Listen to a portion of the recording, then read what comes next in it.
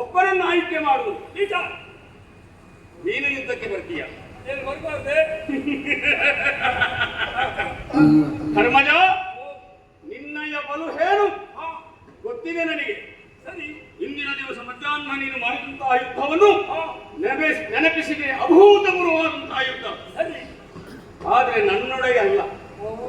ಇಲ್ಲಿ ಅದು ಶಾಸ್ತ್ರ, ನೀತಿ, ಮೀಮಾಂಸೆ ಅಥವಾ ಪುರಾಣ, ವೇದ, ಶಾಸ್ತ್ರ, ಇದರಲ್ಲಿ ಯಾರಾದರೂ ನಿನ್ನನ್ನು ಜಯಿಸುವುದಕ್ಕೆ ಸಾಧ್ಯ ಉಂಟಾ?